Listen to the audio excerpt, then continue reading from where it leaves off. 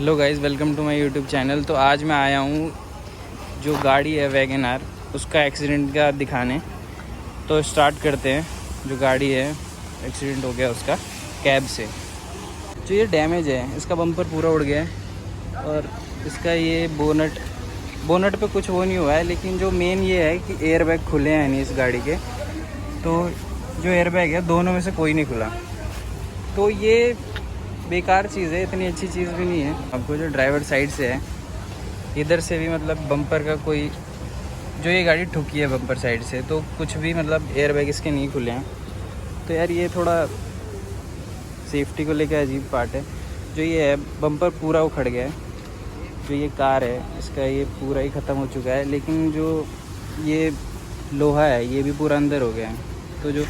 तो ये जो टाटा की बात है, जो टाटा की गाड़ियाँ होती हैं, जो उनके यहाँ पे जो लोहे होते हैं वही लोहे बचाते हैं, वो अंदर तक नहीं जाते। जैसे ये देख रहे हो आप, ये पूरा पिचक गया। तो इस मामले में टाटा यार सेफ्टी के मामले में थोड़ी सी आगे है इन गाड़ियों में। और ये 2021 मॉडल है ये वैगन आर का। तो इसमें ऐसा तो है नहीं कि मतलब जो एयर बैग्स हैं ये कंपलसरी आते हैं। 2021 से कंपलसरी आ रहे हैं दोनों साइड एयर बैग। तो जो एयर बैग है दोनों में से कोई नहीं खुला। 2021 मॉडल है। जो टायर है उसमें भी थोड़ा दिक्कत आया है, टायर पे थोड़ा सा टायर का अलाइनमेंट भी बिगड़ गया है जो ठुकी है।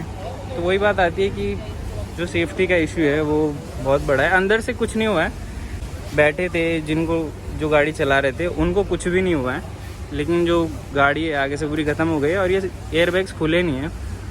तो ये थोड़ा पंगा है इसका। तो ये देख सकते हो आप, ये गाड़ी आगे से पूरी ख़त्म हो गई है, लेकिन एयर बैग्स नहीं खुले। एयर बैग्स खुलने का मतलब जो डीलर्स होते हैं, बहुत से डीलर्स कंपनी यही बोलते हैं कि क्या पता सेंसर्स में ना लगा हो, सेंसर्स पे डैमेज ना हुआ हो, तो इसलिए ना खुले हों। इसके बहुत सारी चीज़ें हो सकती है, लेकिन मेरे हिसाब से अगर इतना लगा है तो एयर बैग्स तो खुल जाने चाहिए। तो ये है डैमेज इसका, आप देख सकते हो पूरा। इस साइड से ये गाड़ी लगी है पूरी।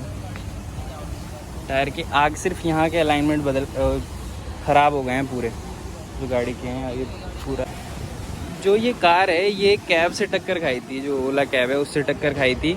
तो ये डैमेज हुआ है, लेफ़्ट साइड से टक्कर खाई थी तो अलाइनमेंट भी चला गया। और जो इसमें जो खर्चा बता रहे हैं कंपनी वाले वो है ये 70 से 80 हज़ार रुपये।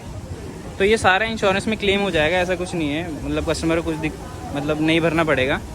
तो ये सारा इंश्योरेंस में क्लेम हो जाएगा। और ये है गाड़ी का। और सबसे अच्छी बात ये है कि मतलब जो चला रहे थे उनको कुछ नहीं हुआ है, उनको कोई दिक्कत नहीं आई है। तो ये बेटर पॉइंट लगा मुझे। बाकी ये है, आप देख सकते हैं, ये बेस मॉडल था।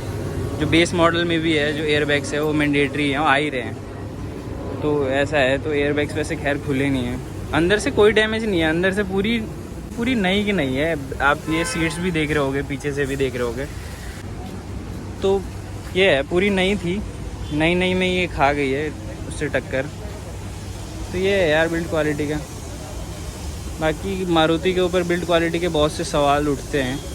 वही है, एयर बैग्स खुल जाने चाहिए। इतने में तो खुल जाने चाहिए एयर बैग। जो ये हैं, इतना डैमेज हुआ है, इतने में एयर बैग्स खुल जाने चाहिए। जो बंदा चला रहा है उसकी भी सेफ्टी रहनी चाहिए।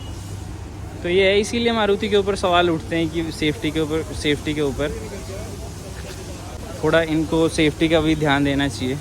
ये आप राइट साइड से भी देख सकते हैं, राइट साइड से बिल्कुल अनटच, बिल्कुल कुछ नहीं हुआ है, सिर्फ आगे से ही लगी है, सिर्फ आगे से। ये आगे से ही डैमेज दिख रहा होगा आपको। ये इस साइड से ये है, कुछ भी नहीं हुआ है इससे, सिर्फ आगे ही डैमेज हुआ है। आगे का ये पूरा ख़त्म हो गया है, बोनट को छोड़ के। बाकी ये सारा पार्ट जो आगे का है वो इंजन में घुस गया है। जो लाइट्स हैं सारी टूट गई हैं ये। और मेन यार ये टायर का अलाइनमेंट उखड़ गया है पूरा ही। ये बोनट का है पूरा। तो ये अंदर से ऐसा है, ये यहाँ से ये बोनट भी थोड़ा सा पिचका नहीं है, ऐसा ही आता है। तो ये है, ये पार्ट डैमेज हो गया है, ये अंदर की तरफ घुस गया है। तो यही कहते हैं, जो बंदे कहते हैं सेफ्टी के इशू के लिए, यही कहते हैं कि जो गाड़ी होती है मारुति की, वो जब ठुकती है ना, तो ये पार्ट, आगे का पार्ट पूरा अंदर को घुस जाता है, जिसकी वजह से जो ड्राइवर है या जो पैसेंजर है बैठा हुआ है उसके पैर पे लगती है, पैर में डैमेज होता है। पूरा मतलब नीचे का जो पोर्शन है ना उसमें दिक्कत आता है, तो वही है ये। लेकिन ये जो डैमेज हुई है ये बहुत ज़्यादा डैमेज हुई है। तो वैगनर का और मारुति का तो आपको पता ही है कि हाँ थोड़ी बिल्ड क्वालिटी रहती है। तो जो टाटा वाले जो क्लेम करते हैं वो यही क्लेम करते हैं, जो इनका मेन जो लोहा होता है ना, ये आगे का जो ये है, ये पोर्शन है, ये चीज़ उनका ये चीज़ होता है ना, वो बहुत हार्ड होता है।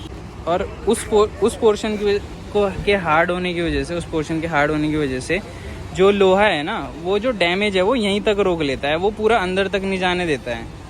तो यही चीज़ें जब मैं टाटा वालों के पास गया था तो उन्होंने यही चीज़ें बताई थी। मेन जो फोकस होता है उनका, जो आगे का जो ये लोहा है उन पे फोकस रहता है, तो उस पे वो ज़्यादा ध्यान देते हैं। और इस चीज़ को वैसे बनाते हैं कि हाँ जो पैसेंजर है या ड्राइवर है उस वहाँ तक ना जाए, जो डैमेज है वो यहाँ से हट के आगे तक ना जाए। इसीलिए जो टाटा की गाड़ियाँ हैं वो 5 स्टार ही क्लेम कर रही हैं, 5 स्टार रेटिंग है उन गाड़ियों की। बाकी जो टाटा की गाड़ियाँ होती हैं तो मारुति वाले इसलिए मारुति वाले थोड़े सेफ्टी के मामले में थोड़े से पीछे हैं। तो ये लोहे की कहानी, मतलब मुझे टाटा वालों की जब मैं गया था वहाँ पे तो उन्होंने जो बताया था, तो उसकी वजह से मैं आपको बता रहा हूँ, जो शेयर कर रहा हूँ, जो ये सेफ्टी का इशू जो आगे से ही डैमेज हुआ है। तो ये थी वीडियो। आप मुझे कमेंट करके बताना कैसी लगी, और वीडियो अच्छी लगी तो लाइक करना वीडियो को, चैनल को सब्सक्राइब कर देना guys. Thank you so much.